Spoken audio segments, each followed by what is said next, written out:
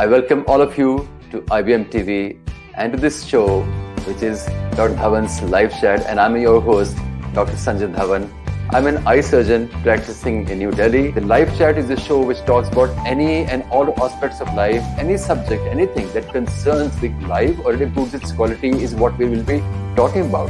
How to plan for it, how to prepare for it. So we'll be talking about all of this. Looking forward to seeing all of you every Friday night, 9:30 p.m. to 10:30 p.m. Indian time. Thank you. Bye-bye. Namaste. Namaste.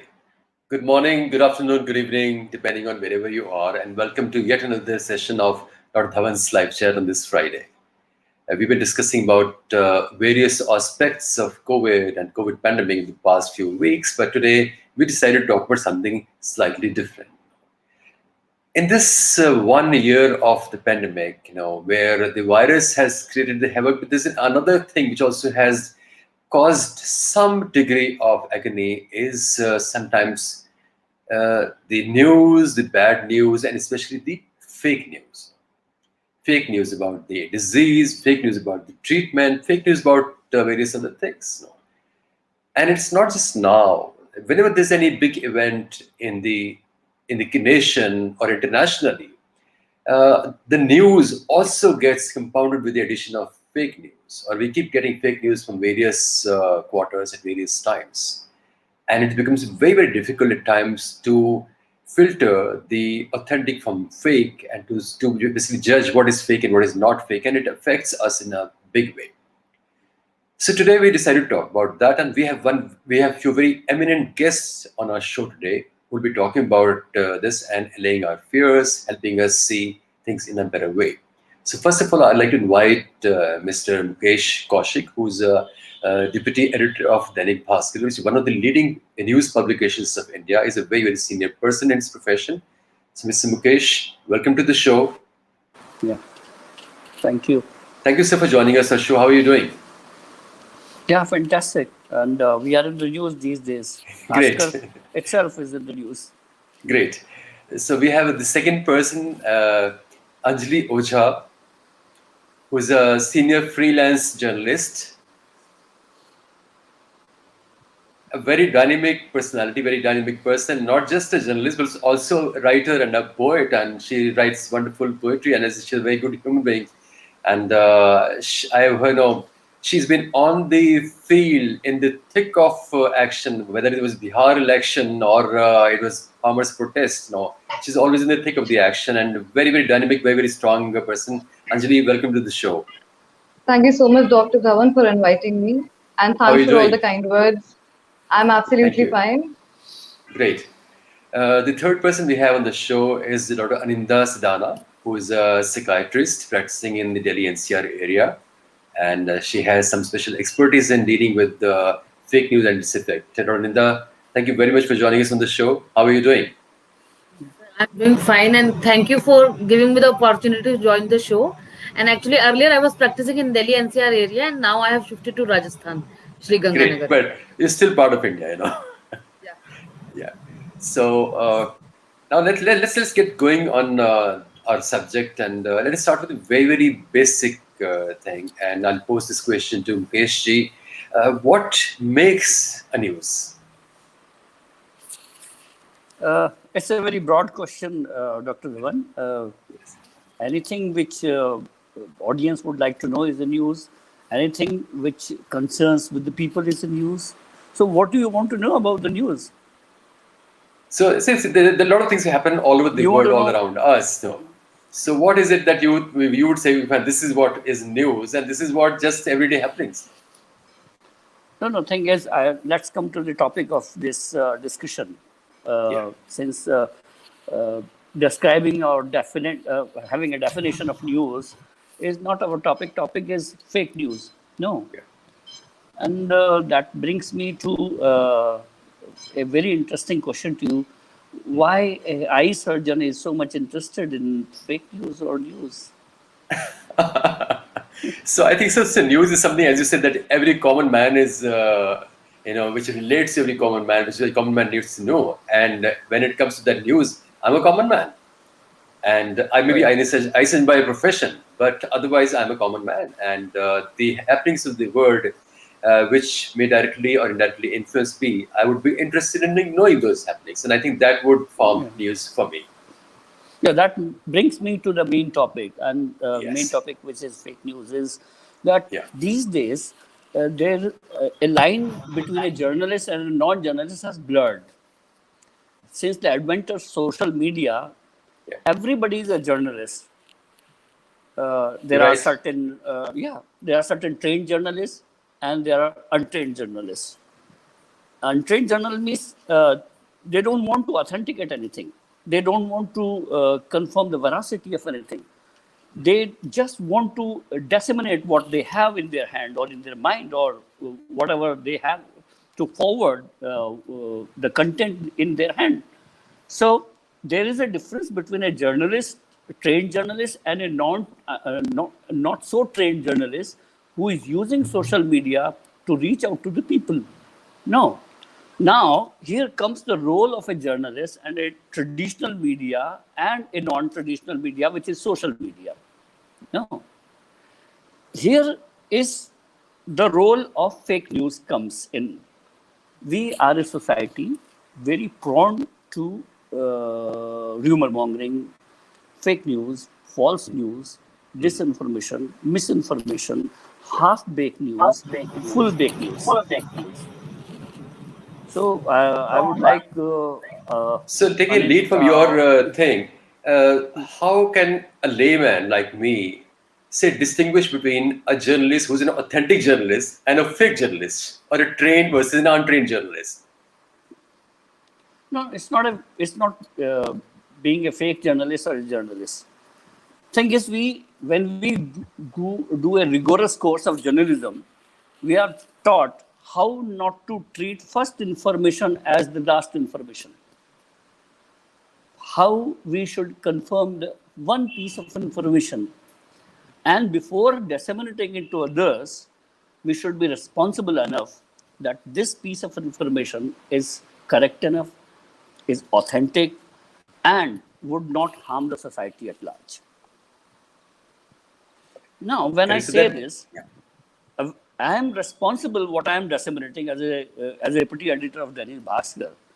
I am responsible for whatever I am doing. If I am writing that today Modi is going to resign, so I am responsible for this one liner news that Modi is going to resign. But as a layman, if I am on social media, my name is not Mukesh Kaushik. My name is very vague one. Nobody knows me. My Twitter handle says this is Modi Bhakta or Modi Virodhi. He can say, no, Modi is going to resign this evening. This is the difference between an authentic journalist and a journalist who is not having a tag but using social media to play a role of a journalist. so basically, an entity which is visible, which is with credentials, which is an authentic entity, can be given credit for a news. But anybody where you cannot authenticate the identity of the person or the source, you should not give any credit to that information. Yeah, and that brings me to a question which I'll pose to Anjali, that how do you get the leads for the news and how to gather the news? As Mukesh said that, you get a news and then it's your responsibility to authenticate that before you disseminate it further. So how do you get the leads for the news? How do you gather the news, and how do you verify that news? Okay. So there are several ways of getting the news. There are official statements that are issued by the government or by organizations or by other bodies, political parties. That is one source. Apart from that, there are press conferences that are held. You go and ask your question, whatever you want to know, whatever you're writing about. And in addition to that, government departments have their PROs. There's a press information bureau that facilitates conversation between journalists and government. So there are multiple ways in which journalists stay in touch with the newsmakers, the people who are the original source of information. We do not have any other sources when we are reporting a story. We cannot go to some other story and get our information from there. We have to call someone up and confirm if this is true or not. And this brings me to what Mukesh sir was saying. So what is happening today is that social media has become popular. A large number of Indians are on WhatsApp, they're on Facebook, they're on a very less number is on Twitter, but like other platforms have more people. So all these platforms are tools or mediums of disseminating information. But the point is, where is the information coming from? So you have to be sure that the source of your information is authentic. It's not like you just got a message on in WhatsApp and saying anything. For example, you were talking about misinformation during COVID. There was one WhatsApp forward that was very popular linking 5G network to COVID and spread of COVID. So, which was debunked by different professionals. It was also debunked by the government and the international bodies. So, such information that arrives on your phone has been forwarded multiple times. Do not believe it. You have to go and cross check. So, yeah. But If may as a add, journalist, yeah, yes, sir. Please go ahead. I want to add something to what Anjali said. That there is a saying in criminal jurisprudence that unless proven guilty, you're not guilty. No, but in this case, I done a course with Google News, how to detect a fake news, and that was a 5-day course, and there were many takeaways of that 5-day course for me, and that was, and first takeaway of that course was that every video, every piece of information, every photograph is fake until it is proved that it is authentic.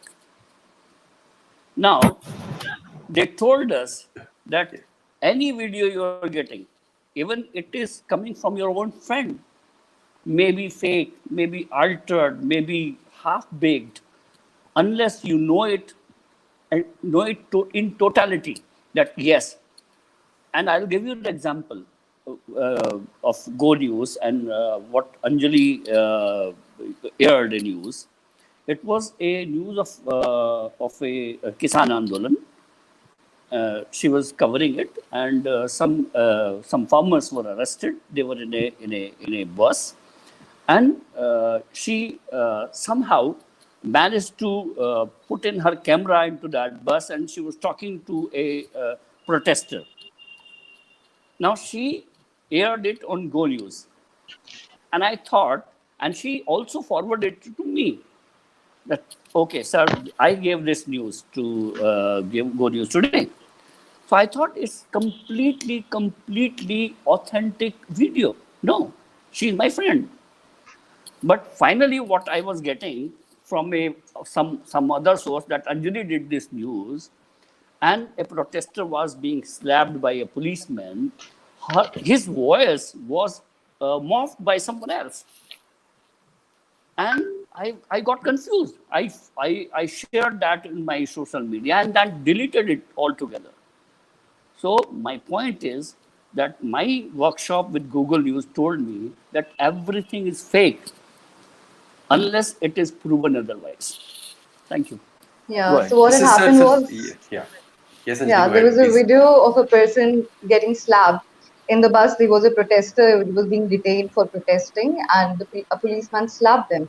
And someone had uploaded it on the internet and had added some other sound in the background. Like it sounded like the policeman was saying something. So this is what happens. That sometimes like something. कि तुम्हारी exam है, तुम्हें तैयारी करनी चाहिए, तुम बेरोजगार हो, तुम इधर आके बैठे हो, और वो he slapping the person. No. And which was not the case. Mixing. So yeah. So there are elements which pick up a video, they add something to it, and they want to spread misinformation. They want to spread with what we are calling fake news. So how does it start, this fake news thing? See, any information which is not right, which is not authentic, is fake. Now, the point is that fake news has constantly been rising. There are lots of examples of what kind of fake news has come, or like, for example, Muzaffarnagar riots that happened in 2013. some WhatsApp fake news that was circulating was responsible. It has happened a lot of times that things have happened because of rumors. People have gotten lynched. That there was one story that there was a rumor spreading that koi bacche churane wala aa raha hai. Someone is trying to kidnap children, and some people were lynched. So it is very dangerous. And what fake news does is, it is propaganda. It is not just a mistake. It is never a mistake. It is intentional. What it eventually does is that it breaks people's trust in government. It breaks their trust in like judiciary, in media, in all institutions, and eventually it can lead to crumbling down of society. An incident of lynching is crumbling down of society. So it is something which is very dangerous, and the only answer to how to tackle this menace, which is extremely difficult, it has been found in studies that this information is more likely to get noticed and get forward. It's usually written in a very emotional tone, so you feel very intensely about it, and then you feel like sending it to other people. So the only answer is, one is rational thinking, second is digital education, because even though social media is so popular, a lot of people are still not used to this medium, and they don't know what to trust, what not to trust. True. So, I believe that the difference between rumor and fake news is the rumor is something which happens spontaneously as a mistake, as a misunderstanding. Whereas a fake news is something which is a design, which is actually fabricated with the malicious or some intent. Is that correct? Is this how you will also classify, Mukesh? Going by my study or training class in Google News, I'll classify fake news in many ways. Fake news is, one is misinformation, second is disinformation, then half-baked information, half partly correct and half concocted, then satirical, and then there are certain objectives behind this, and there are certain no objectives behind it. But lastly, I felt and I concluded, which was not the part of the training of the Google News, was that fake news is really a model for these social platforms, which is really suitable for their business model. Fake news actually enhances their reach, and they don't want to curb it. It's kind of they want to preach the responsible drinking. All the liquor manufacturers preach the responsible drinking, but they don't want to say that no, drinking is bad. Everybody says no, having a limited quantity of liquor is good, and we should be responsible in drinking. So what they are doing, that Facebook is having a team of transparency, and they have community standards. They are trying to catch the fake news, the nudity, and there are many categories. I'll tell you, they have at least 5-6 categories जो legally are not permissible in Europe or in America, like nudity, like bullying, like hate speech, like dangerous speech, and fake news. And fake news, they have many columns. They can, child nudity, they have 99.97 record that they remove child porn. They have record of terror and dangerous content for 99.95 they remove, because they know the repercussion of this of their medium is being used as spreading terror and dangerous content. But so far as hate speech is concerned, there is record of just 70%. And so far as nudity is concerned, they have record of just 78%. Now, I want to ask these intermediaries, which is giving them so much leverage of disseminating everything and anything on the earth, is that if you can contain terrorism, you can contain child porn to 99.9, 99.95%. Why can't you stop hate speech? Why can't you stop nudity for such an extent? Because I talked to certain lawyers who are in the Supreme Court against these intermediaries that they want to flourish this kind of fake news because this is their business model. If there is no fake news, there is no rumor mongering, if there is no nudity, I think they will go bankrupt. And this is my conclusion that fake news and other kind of false information, disinformation, rumor mongering are really, really good model of social media. And to avoid this, if you want to avoid this, then it is better to be out of this mud or kitchen, because there are certain people who know how to thrive Kamal on kitchen. Right. So that brings me a question for Aninda. That Anjali and Mukesh said that the fake news or disinformation or misinformation travels wider and faster, and that is how many of the social media kind of they flourish around that and they thrive on that. Why is it that we tend to consume fake news, fake information more than authentic, genuine information? What is wrong with our psyche that helps us do so? It is like actually the fake news has been there since long. Like in 1995, there was a incidence of Lord Ganesha drinking milk. That time there was no media, but still that news spread a long way. And similarly, there are a lot of cases, and this COVID-19 has led to an infodemic in which fake news, that is the false information, especially it initially came, coronavirus does not spreads through 5G network. Yeah. And then it was dismissed, and then again there was a lot of information like vaccines can harm you, or uh, steroids, administered injection, and shortage of oxygen supply. But this fake news travels faster because the fake news, on the psychological aspect, it works on three levels.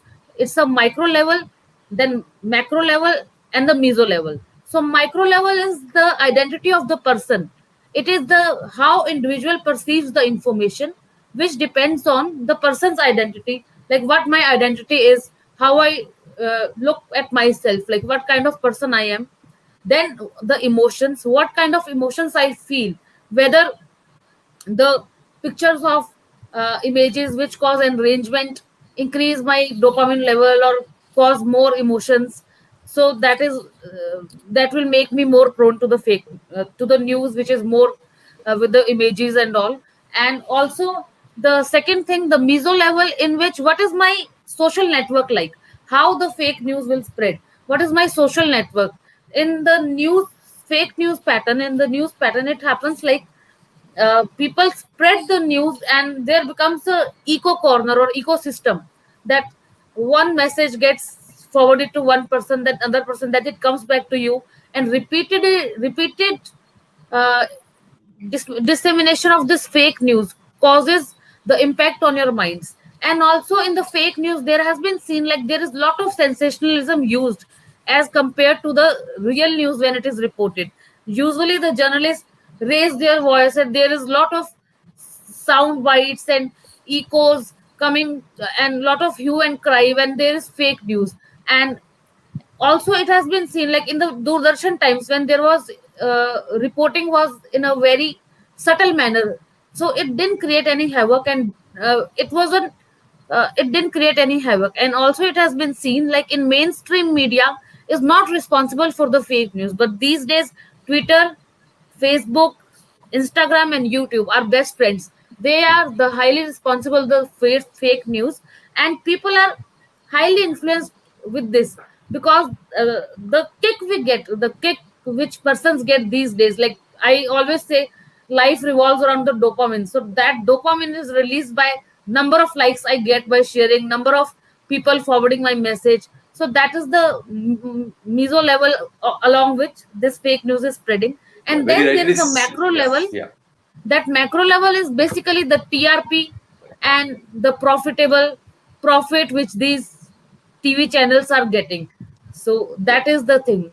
Yeah, but as rightly said, and then Anjali also pointed out that these fake news are usually worded very, very cleverly in a very, very emotional way that they strike an emotional chord with you. So you tend to relate to them at a micro level or so. That's why it kind of tends to you tend to pass it on to further. So the question is that how to recognize fake from authentic news for a layman, for an expert, for people who are in the midst of the action, for the journalists, for the editors. It's very, very easy to see what is fake, what is non-fake. But for a common man, for a layman, for say a less informed person, it becomes very, very difficult to see what is right, what is wrong, what is fake, what is authentic, what is not authentic. There was some rumor which led to the mass migration of the workers. Now, those workers, if they get some SMS from their friends, how will they know that it is fake or not fake? So, how can a lay person from not very well informed person distinguish between the fake news and the non-fake news? Kaushik ji, please throw some light on this part. No, there are many ways of doing this. One, which I told you, that there is a basic rule that unless proven otherwise, every video, every forward you're getting is fake. No. If you're not 100% sure about authenticity of that video or audio or that photograph, you must not forward it. Please stop your fingers before you are forwarding it.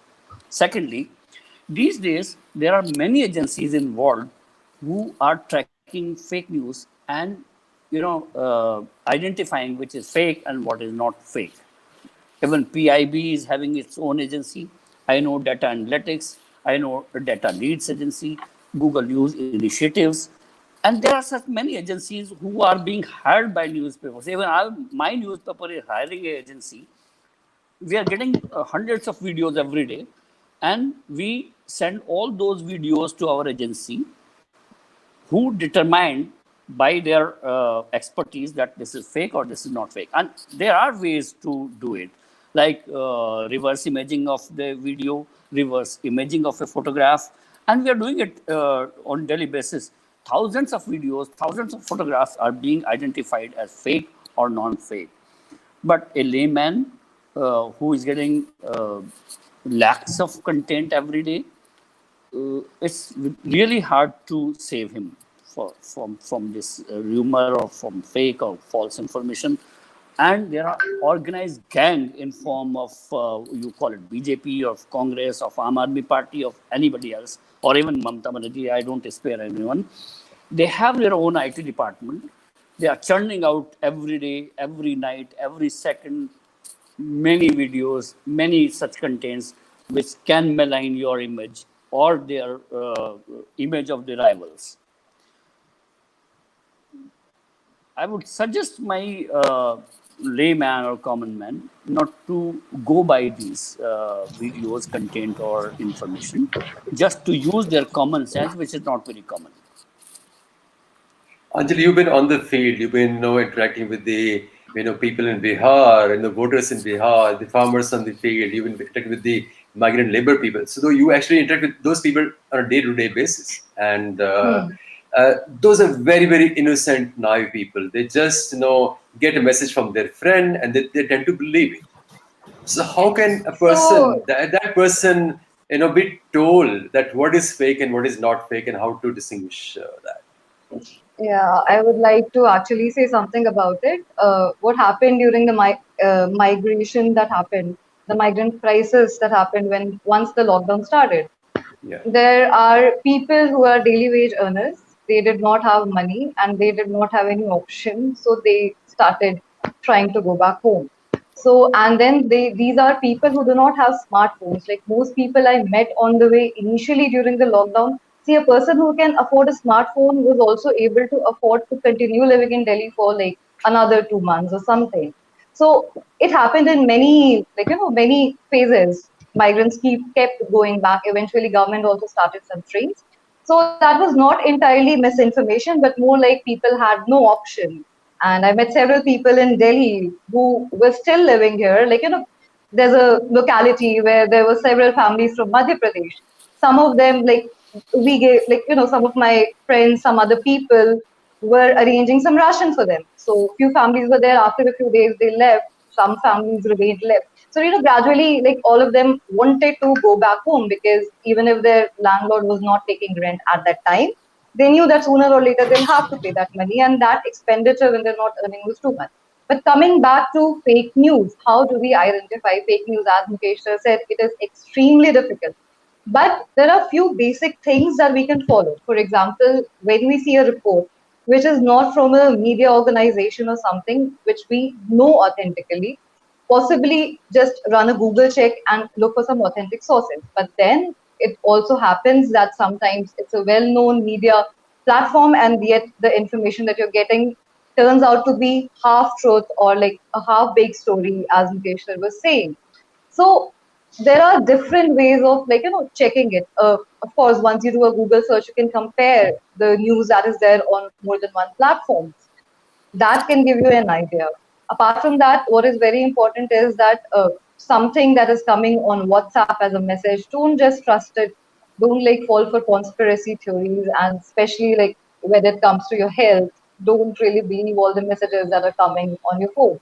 So, in a way, digital literacy is something that we need to focus on. People have phones, they have WhatsApp, but they do not know, like, what is the way to identify whether this thing is right or not. There's something written, people have a lot of respect for written text. So something is written down and people tend to believe it. If it's a video, then they even more believe it, because a lot of people may feel that, like, editing it is not possible or whatever. So yeah, like, going back and looking for an authentic source of information is one thing that has to be done. As long as you don't have an authentic check on it, there are several sites, like there's alt news, there's a PIB fact check. You can go to these sites and like check if the news is right or not. You can go to some reputed media website. So in a way, like, you have to compare the information that you're getting from different sources, and like realize that if there's something wrong with what you're reading, if it's like, for example, 5G is causing COVID, or like there's often reports coming that this actor has died or that actor has died. So like, just don't believe it immediately. Take your time, research, look for other information sources, and then form your opinion. Yeah, so I mean, I agree that, and that is what exactly all of us do, or most of us do, or should do. That check the, if any news you find it interesting and noteworthy, you must check it on multiple sources and find what source is spreading it. No, but again, the question comes for a layperson, common man on the ground. And now, so there's a lot of people in the villages, rural background. They're using smartphone. There are the WhatsApp, Facebook, and YouTube is very very common even in the villages, Yeah. and that is their way of entertaining themselves, connecting with each other, having fun. And that's also the channel of spreading of the TikTok fake became a news. very strong medium. TikTok became a very strong thing. Yeah, fortunately, it is not there now, but it was a very strong thing. So TikTok, YouTube, Facebook, and WhatsApp, these four things were very, very common even in the rural setup. And so, how can people, from that sort of background, be told and be made aware that there is something called fake news and how to identify that? Because see, fake news is not really targeted at people like you and me, because people who want to propagate fake news, they also know that we are not the consumers of the fake news. But the mass consumer of the fake news is very very innocent and naive, and it's targeted at them. And how can they be told, how can they be informed and enlightened about the presence of fake news and how to identify that?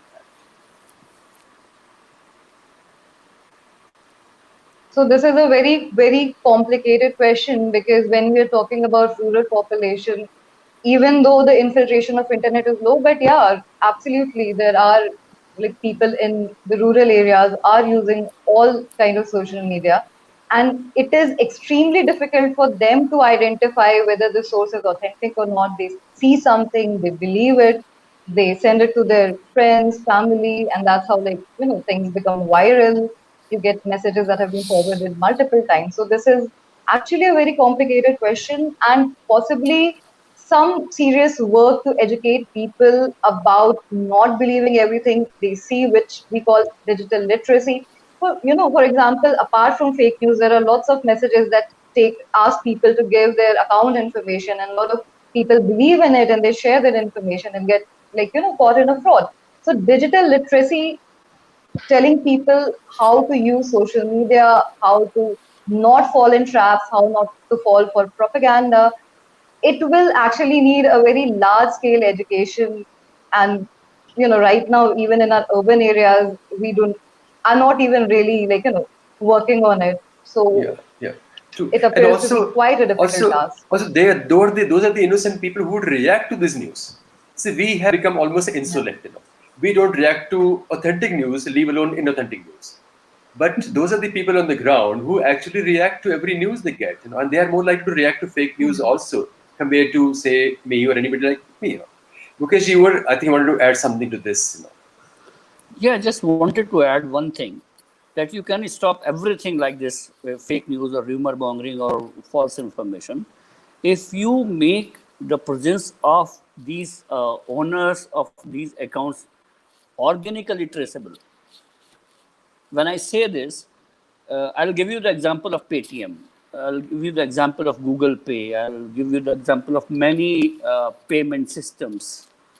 Now, when you add an app of Paytm or Google Pay or anything else, you have to authenticate your presence, your mobile number, your OTP comes, and your organic presence is recorded.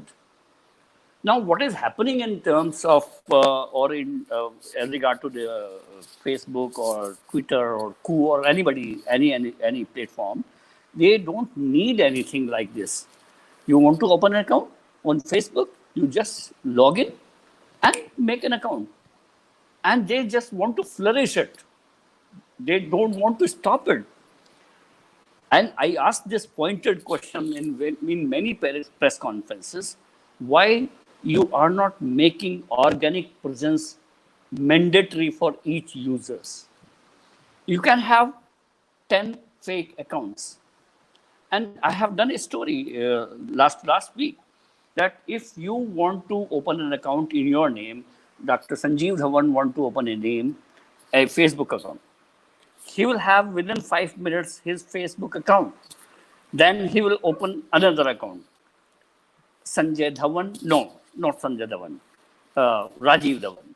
He will have one more account. But if you want to close your account, what Facebook is demanding, and I confronted Facebook team that if I am no more, my existence is no more on the earth, what you will do? Then they say, your immediate family member first, you should have a legacy contact. Nobody sets a legacy contact. Then if you not have set any legacy contact, then one of your blood relative of your family should contact Facebook, should write a mail, then show them your death certificate that you are no more, and then they will cross-check it, and then they will stop this account. I asked them, if you don't have any paradigm to cross-check when you are opening an account, then why you have so much cross-check to close this account?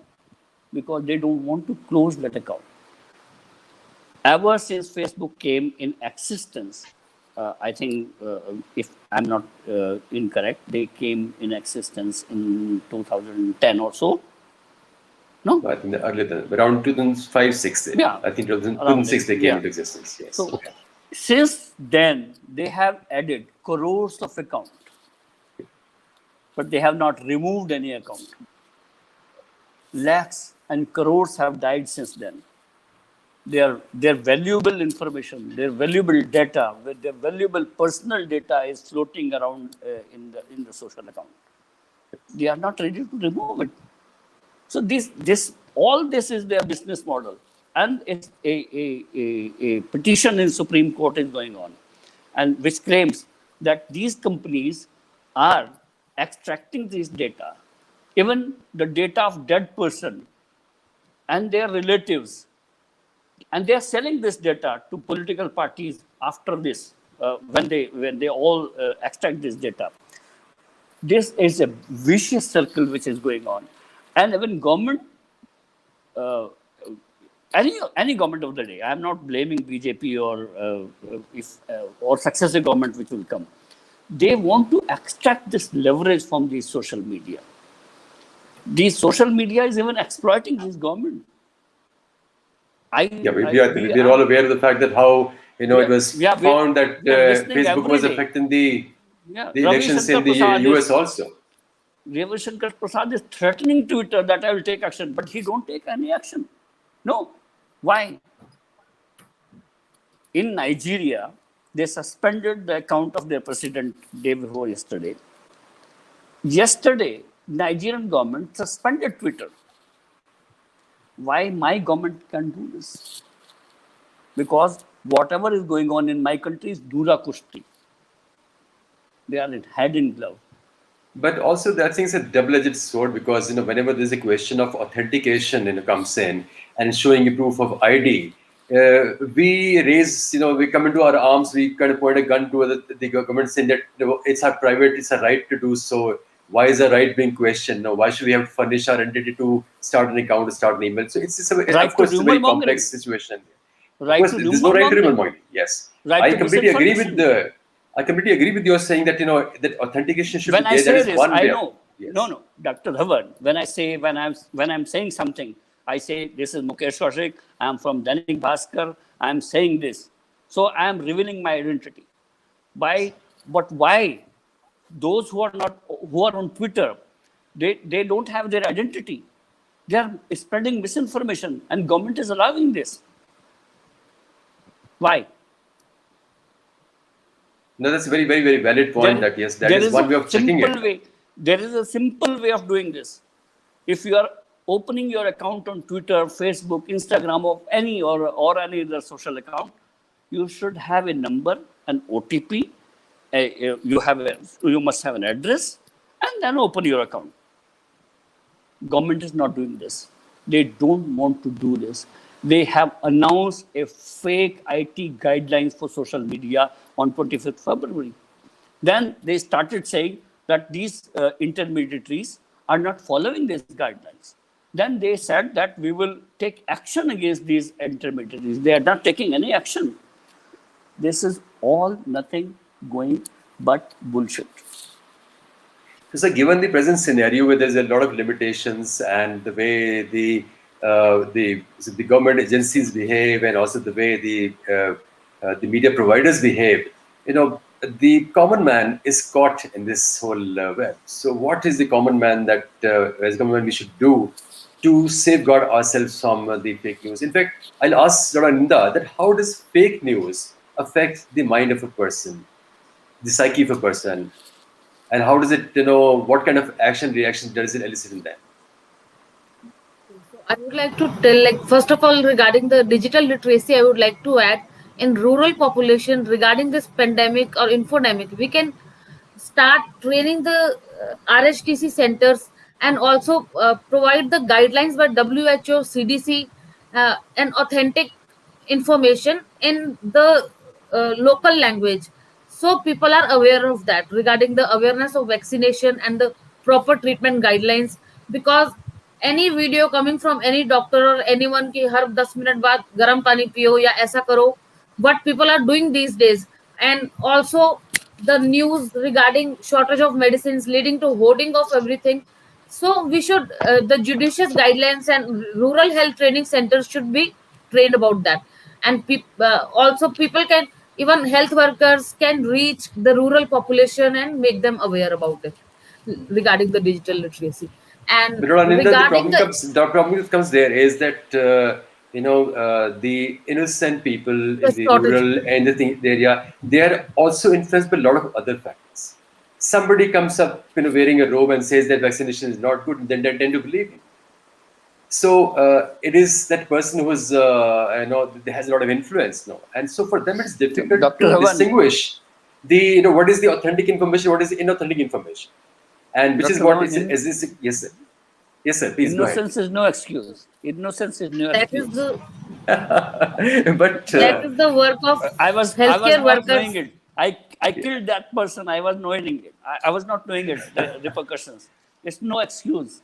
You know, when we so what I say mean by that, innocence here is the naive people or the naive layperson, especially in the rural, suburban backgrounds, who are not as well informed that there are various forces working against them, and that they need to be made aware of possibility of what fake news and then distinguish between them. we are And doing they it tend here to, today. What we are doing here today is that we are informing that yes, those innocent people that no, please do not fall trap to it. So, as much discussion will take place on these kind of forums, they will get some knowledge, and correct. if not 100%, 5 people will be enlightened. Yes, I completely agree. The objective of this discussion is to initiate a dialogue, to create an awareness, so that it may trickle down to people who are actually the end people who are affected by that. So coming back to Dr. Yeah. Ninda, you were talking about the effect the fake news has on people's Regarding psyches. the impact of psychological effect on of the news and media and also the fake news, I would like to quote one quotation by Jim Morrison. He used to say that journalism is a journalist is a person who can play with the mind of a person, mind of people. They can play very well with the minds of the people. So it is very important to provide information in a delicate manner and also a sensitive manner.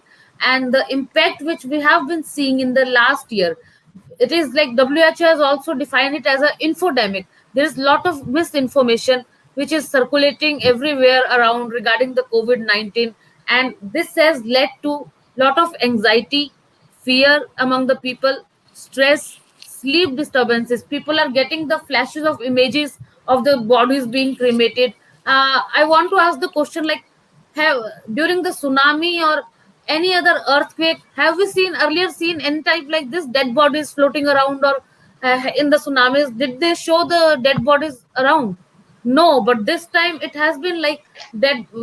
People are seeing the dead bodies, people dying, not getting place for funeral, which is causing a lot of stress and depression and the feeling of hopelessness in people. And also, it is the responsibility of the media and healthcare workers to tell them, like, COVID is, it is not only like if you end up with COVID, you are going to die, because lot of people are recovering also with mild symptoms, and which is not being shown. And for that, I would like to say, like, media should have a sunshine stories, like positive things should be shown every time. And for that, I actually appreciate Dainik Bhasker, from where I am in Shri Ganganagar. The first page every day, it has a positive news regarding the COVID patient, someone has recovered and his journey, or some other treatment facility being available. So that positive news is like one look forwards to. That positive news is a ray of hope, and our journalists should give a ray of hope. It is like from the movie Gone of the Wind. There was a quote: "There's another day around which is going to come, and this too shall pass." We should also be aware of it. And lot of psychiatric disorders are being seen, and it has been seen like 30% increase in the cases of depression is there after the COVID-19. And the Indian media and journalism had done a study in which it was seen the maximum of fake news and misinformation. It is around 47% of misinformation is in health sector, and that is only in the last 1 year. And WH has also started a course along with the journalist and Indian Society of Journalism on infodemics, in which they are training the mental health care workers how to report, how to talk to the media, because we believe that we should be friends with the journalist. And if we talk about positive mental health aspects and positive things about how people can recover and how what is the positive aspect, then only it will be wellbeing of the people, कि हम एक 100 करोड़ लोगों के wellbeing के बारे में बात करेंगे, तब जाके वो लोग जल्दी इलाज करवाना शुरू करेंगे. और it is causing a lot of depression and fear specially. So you raised, you so called some news as positive news, which would also mean that there's something called negative news. And unfortunately, my friends in the in the media and friends in the journalism do not believe in positive or negative news. For them, news is news. So, So Aninda, that is like, do you think that there is something called negative news also, which is positive news? No, no. I mean, So I must So share my own it's experience about it. yes, yeah. So I see. positive Yes, news it's a is very, like very, telling very, people very, about very, a recovery. very important aspect. That, and I would not want people to be a little sensitive about this. That yes, there are positive messages, there are negative messages. There are messages which can bring a person's morale down, and the message can bring the person's morale up. Of course, as a journalist, the journalist's role is to get authentic information and transmit authentic information. That is very at a micro level. But there is at a macro level, the journalist's also role is that how will this information be perceived and what impact will this information have on the individual who's consuming it and the society as a whole. If the impact is likely to be adverse, then I would say that that is the kind of information which may have to be, modified or packaged in a way that it does not produce that. So, like the doctor said, okay, fine, that we need to minimize the side effect. The drug should have only a positive effect, the side effect should be minimized. Even in the best situations, some adverse effect will still happen. But we say, okay, fine, if it is 99% safe, 1% chance of a risk factor, we say the drug is safe.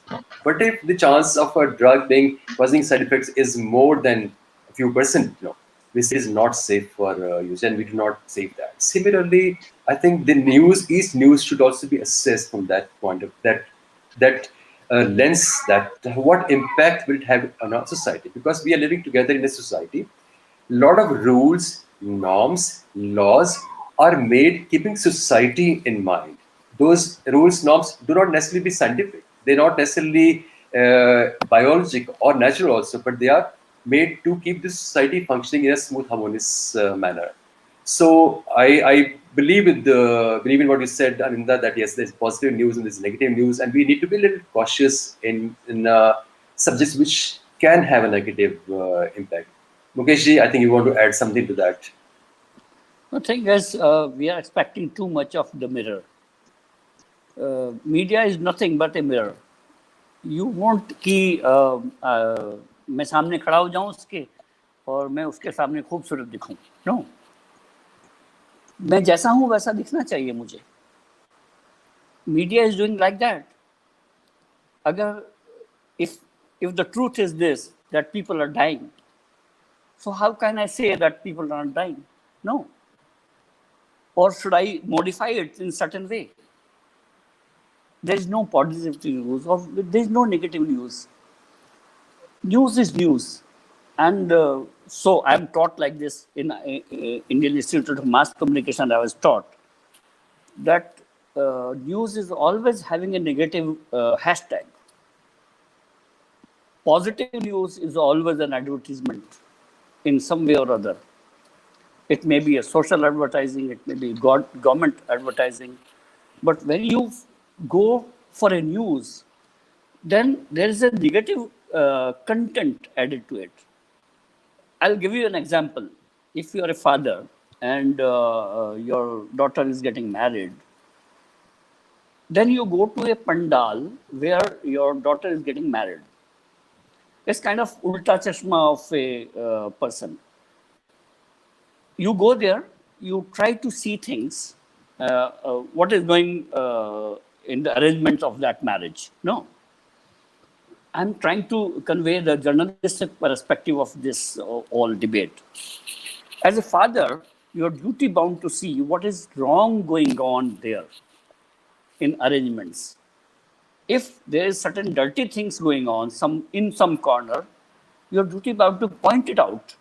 That, hey, why don't you remove this filth from here? Now, as a father, your duty, as a journalist, your duty is to point out negatives so that you can correct the entire perspective. As a PR company, in turn, as a PR company, you will go and say, oh, lighting is so good, it's so beautiful, and he is made for this. So journalists are made to point out your negatives, point out your wrongdoings. And if you are doing the reverse way, doing the positive things, then I think you are abdicating your own basic responsibility of being a journalist. So I completely agree with what you're saying, but there will only be for the sake of an argument. No, I have one. I'll give you an example. Please. Yeah, Anjali, you want to say something before I say something? Yeah, I would like to add something here, as he was saying that if reality is, what it is, what are we supposed to show? It's not that journalists have not been sensitive. The point is that when crematoriums are so full that people are not getting space to cremate their, loved ones. There was someone who spent 24,000 just to get that vehicle to carry the dead body. And in Uttar Pradesh, it's supposed to be free, and they still had to pay for it. So there were lots of things that were happening. Journalists showed the pyres. They did not show the disfigured bodies, even when bodies were found on the banks of Ganga. There were animals, and I'm sorry I'm saying this again, you'll accuse me of bringing some negative news. There were animals there which was not shown. They only showed shots from above where only the cloth with which the body was covered, that we see. It is a very disturbing thing. It will impact people, and we need to look at this aspect of mental health, which is so ignored in this country. And since because I have doctors here, I would say that when a doctor is operating, the doctor is very dispassionate about the human body. Otherwise, seeing blood always draws emotion for most people. Similarly, as journalists, we see something horrific happening. If we do not come back and tell the society what is happening, we will fail in our duty. And there's a saying that good news is no news. Something good is there, it is there. The problems are what need to be told. I completely agree with both the points, with what Mukesh just said and with what Anjali said, that yes, the journalist's duty is to actually report the incidents and the information. Absolutely right. That is required. That is the role. Also, but in that whole process, sometimes it is a very subtle change in the presentation. As you said, that you did not show the disfigured bodies, you did not show the animals, you just showed the covering, the cloth covering them, an aerial view of the fires burning.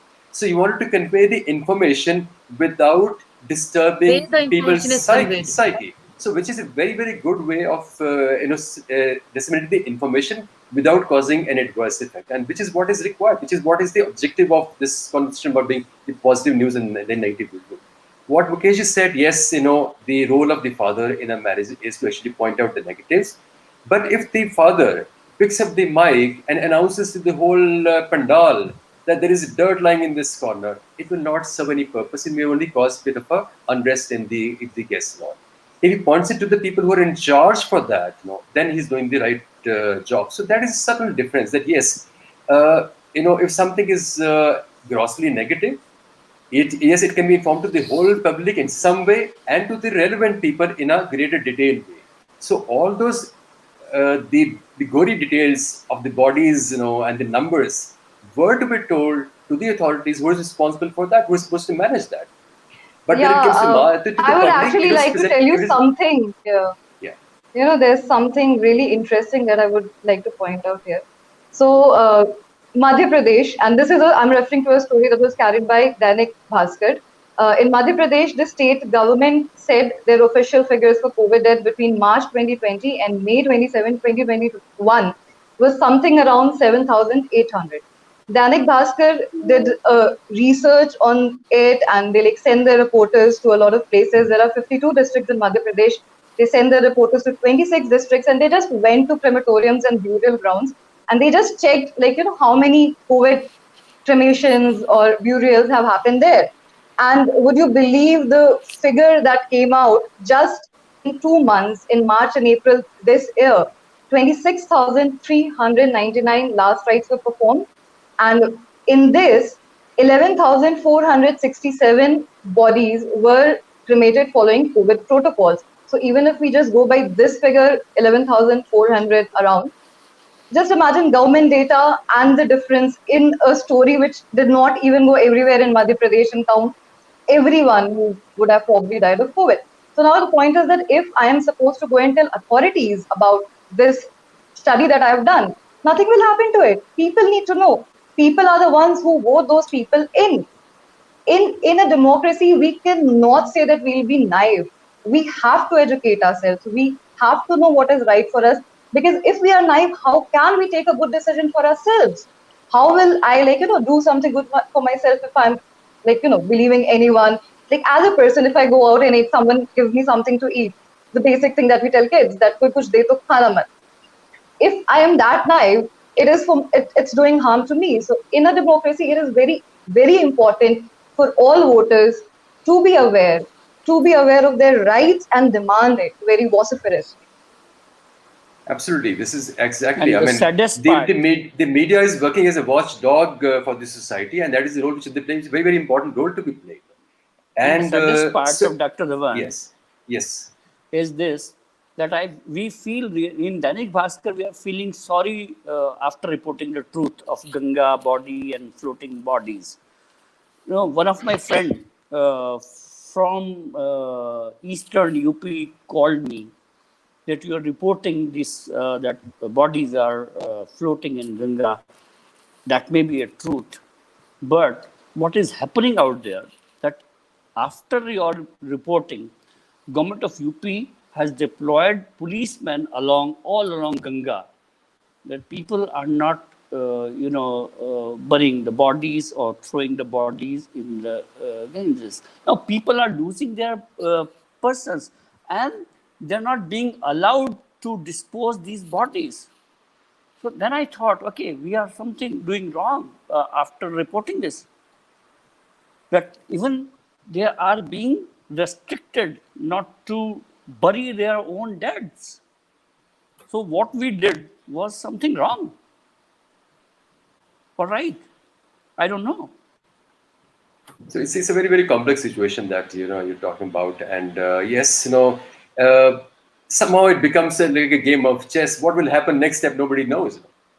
And but there are some extreme situations, which I would like to highlight through this show, is that sometimes, when it comes to crime reporting, there's a very subtle line between reporting and spreading the information, making people aware and bringing about a healthy change in the society, and then also to showing the gory details, because that is something where gory details may have to be presented in a sugar-coated way, so that it should not adversely affect the society. The reason is that this phenomenon called copycat crime phenomena. Aninda, would you like to talk about this phenomena? What is it? How does it happen? What is it spread? And how can it be prevented? The copycat crime phenomenon is basically a form of crime which is imitated or performed after a crime has been sensationalized in the media or some movie or a fictional story or a book. This phenomenon started, and it has come up in various uh, it has come in various movies also. It has been shown, and also in India also there have been cases in which the people have done the copycat crime. The psychology behind the copycat crimes is basically, number one, the sensationalism, that a person gets that he's going to be famous and publicized after this crime. And second, it is not like media is not only the responsible factor for the copycat crimes, because the studies have shown that the people who get indulged in the copycat crime, they have the some personality problems, and also ingrained criminal behavior, or like they already have a history of some criminal behavior, and the personality problem or aggression and lack of forming intimate relationship, lack of bonding in the childhood, and some developmental problems which lead them to get indulged in the crime. And also it has been stated that media is responsible only for the qualitative change in the copycat crimes and not the quantitative. Numbers does not increase after the media reporting, but the type of crime, as you said, like it is not like it should be sugar coated, and every detail of the crime should not be shown, because it gives ideas uh, to Yes. the So minds. put it in another way. A news which is say written or presented is not looked upon and perceived by everybody in the same way. When I and you read a news, we may feel, a hatred towards the whole thing. We may feel detested. We may be enraged by that news. That why did this happen? It should not have happened. Things should be done to stop this. But a psychopath will not look at the news from that manner. It does not evoke that response in the psychopath. In the psychopath, it gets him excited. It gives him ideas. He wants to maybe outshine that, either copy that or do it something, worse or better than that. So there are people in this society, unfortunately, who do not think like you and I would think, whose minds are differently tuned, either by experience or by circumstances or by whatever reason. So it is those vulnerable minds, who, if presented with those details, may motivate them knowingly, unknowingly, consciously, unconsciously, and they may be copying that or committing that again voluntarily or involuntarily. So it is to basically to keeping that the media should keep that in mind. My only humble submission is that the media should be aware of the fact that there is something called a copycat crime. It happens. So when reporting a crime, when you're reporting a big crime, you should be cautious in sharing the details. Yes, crime should be reported. All crime should be reported. All crime should be reported to the police. They should take what needs to be controlled, managed, keeping in view that it will be consumed and perceived and interpreted in a different way. Mukesh ji, your comments Also, on that? No, I just want to say that there are many things which we say media should, media should, media should. And why media should? You are an eye surgeon. So this is because right now we're talking about media only. So right now we're talking about news in the media. If we were talking about a medical topic, I would say what doctors should know. No, I would say doctors yes, should. If you talk about a medical topic, because I don't know what doctor should. No, media is doing whatever should be done. Yeah. So, Our sir, right, expectation with media. doctors are also doing what they're supposed to do. That is what Obviously, I'm saying. Our expectation with media has grown so much because media is in your drawing room, because media is being talked about, because media is influencing the society. So you have many expectations with media. But finally, I would say that media is nothing.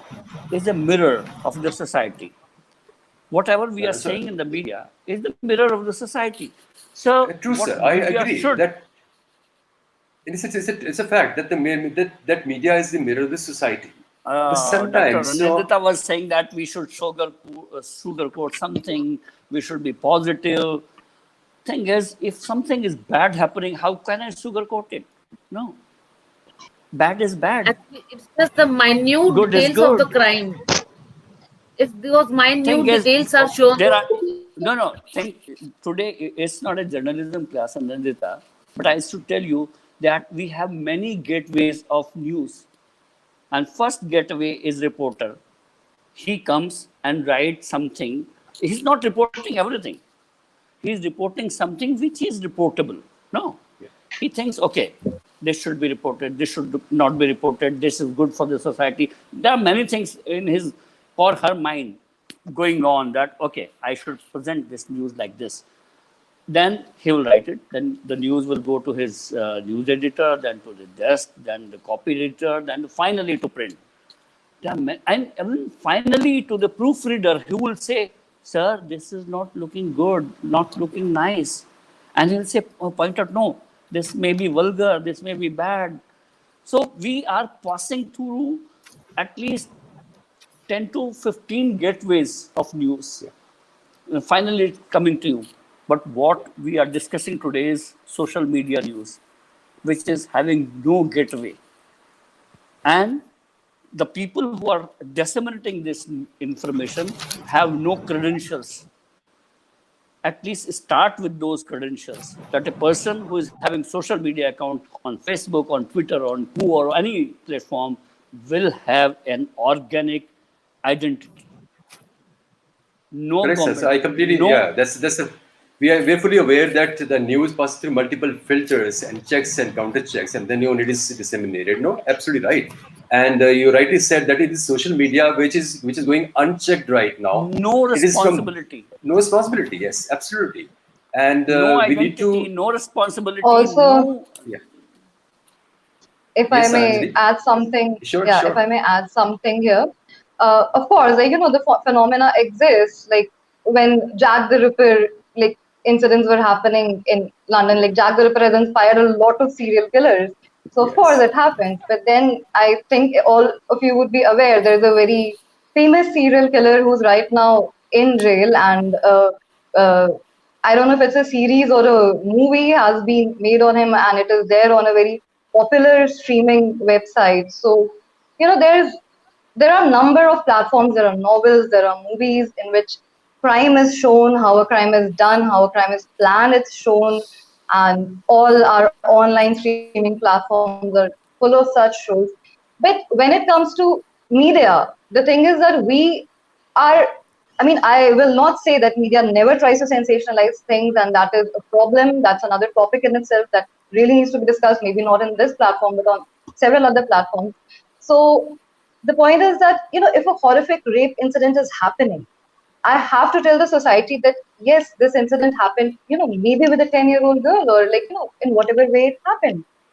It should not be happening in the first place. And there are guidelines by press council, there are several bodies that have made guidelines on how things have to be reported. There are guidelines in India, there are international guidelines which are adhered to very seriously.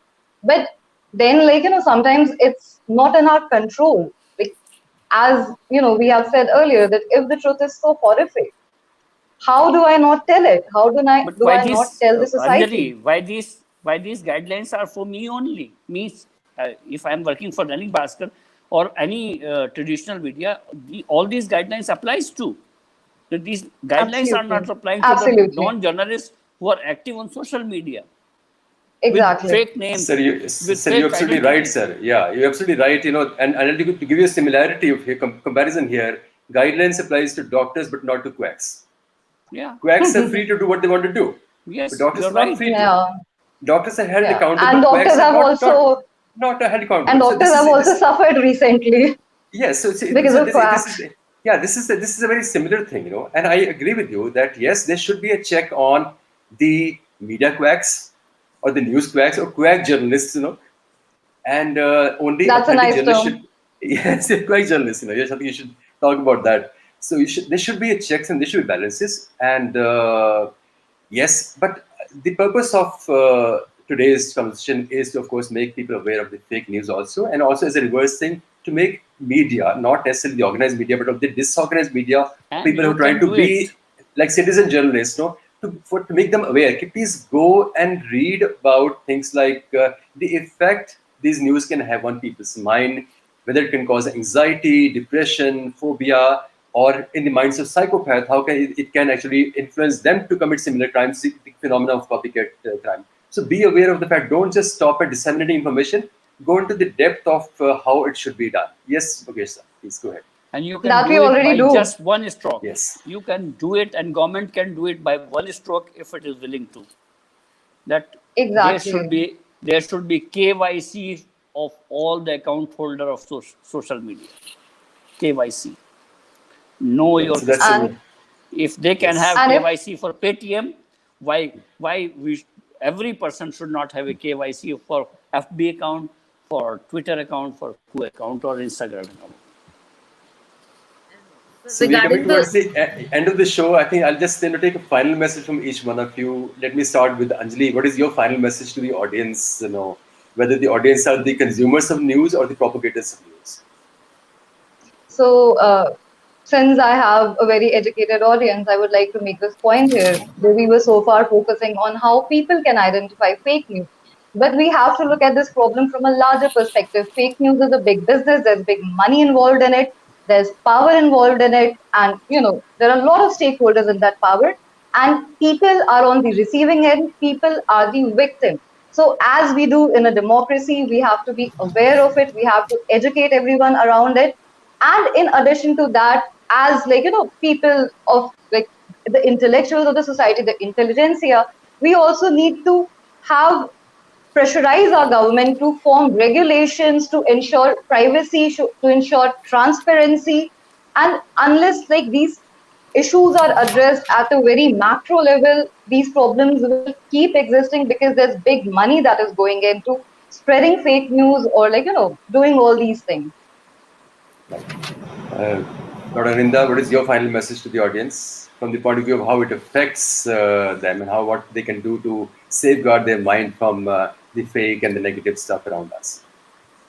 I would like to conclude as we have seen, it was like 67% of the fake news was related to COVID-19 in the last 1.5 year. And also in the study which I was quoting, it has been clearly stated that the mainstream media, that is the journalism, was responsible only for less than 5% of the fake news or creating any anxiety. But what we are talking about fake news which is propagating these days is, as Mukesh sir initially told, कि जिसके हाथ में mobile है वो journalist बना हुआ है आजकल, because these days we don't need a degree to be a journalist.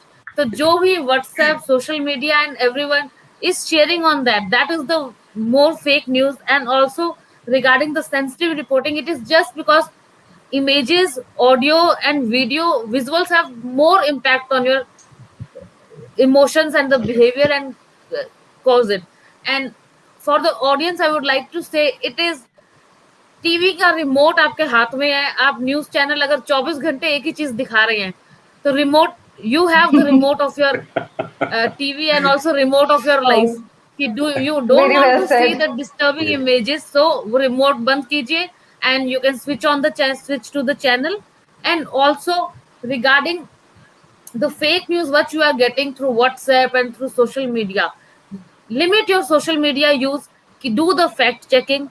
And also read the, instead of reading only the headline, because headlines usually create sensationalism, you can read inside what is the full story, then you will get to know, like it will have less impact. And the last thing is like limit the media consumption. One news, you cannot keep on seeing one news for 2 hours, 3 hours and 24 hours, because these days technology is so developed. uh, there are so many news channels, so stick to the mainstream media instead of going into the fake. And this is, it is, you can control your own emotions and seek mental health. And also the media can help us to create mental health awareness and to reach Absolutely. out to people to tell them to seek help regarding the mental health. Great, fantastic. Mukesh, you're a very senior person and your word matters to your fraternity. There are a lot of junior journalists, trained and untrained, or people who are aspiring to be journalists or who think that they want to, as an amateur, want to be part of this process of news sharing and disseminating news or giving, say, comments on what's happening in the world. And all of them are not misguided. Some of them are simply, maybe not very well informed, not very well trained, as you said. What is your message for them? That how can they be responsible communicators of news? No, my message is not for the journalists because they would ultimately be trained on how to disseminate a news because they would be a trained journalist. My message is to the common masses who have become journalists without a degree. And my advice, I am against giving any advice or what should be done by someone. But political parties are trying to use you in any way. A common person, they want to disseminate whatever they wish through the innocent voices. They want to extract everything from the common masses, and since they want to become the custodian of the wealth of the nation, their end game is to use every single person to their end. My message to those people is that please do not fall prey to these politicians, to these vested interests, and use your own common sense before doing something, before giving any information which you feel that is an information, which is not an information. Something is being fed to your mind. so that you can disseminate it further through WhatsApp group, through Facebook post, through Twitter. Before you clicking forward button, please pause and feel that this forward may harm you and your family, your society, your mohalla, your zilla at large. Because this information may kill you, or this information may be used for the well-being of your own society, of your own mohalla, or your own parivar. My message is to them this. That's a fantastic message, sir. And thank you very much. I'd like to thank all three guests, Mukesh, Kaushik ji, Anjali, Ohja, Dr. Aninda, Sidana, for coming onto the show, for taking time out and helping us with a lot of valuable information, knowledge as wisdom. As my message towards the end to conclude the program would be, I like to quote one very famous Urdu saying that Neem Hakim Khataraye Jaan. So, and it's not just in the field of medicine, but also in the field of news and journalism. Do not fall prey to the untrained non-journalists or quack journalists. No. You know, just make sure that your news, your information is coming from the authentic sources, from people who are trained for that, people who are responsible for that. Always verify your facts. No. Do not spread, do not forward in negative news or news which can adversely affect others, without verifying it. If you want to spread something, spread happiness. Spread something that you have created. Make something will make others happy. And be very, very careful in this forwards. The forwards are the ones which are actually spreading the fake news more than the positive. So with that, I'd like to thank my guests once again, and I thank the audience for attending the show. I'll see you again next week, same time on IBM TV in Dr. Dhawan's live chat. Thank you. Bye-bye. Namaste. Ji sir, anytime. Yeah. Thank you. Thank you very much. Bye-bye. Thank you. Good night. Thank you. Good night. Good night. हम लोग ने आधा घंटा ऊपर कर दिया. Ji sir. Yes. I welcome all of you to IBM TV and to this show, which is Dr. Dhawan's live chat, and I'm your host, Dr. Sanjay Dhawan. I'm an eye surgeon practicing in New Delhi. The live chat is a show which talks about any and all aspects of life, any subject, anything that concerns the life or it improves its quality is what we will be talking about. How to plan for it, how to prepare for it. So we'll be talking about all of this. Looking forward to seeing all of you every Friday night, 9:30 p.m. to 10:30 p.m. Indian time. Thank you. Bye-bye. Namaste.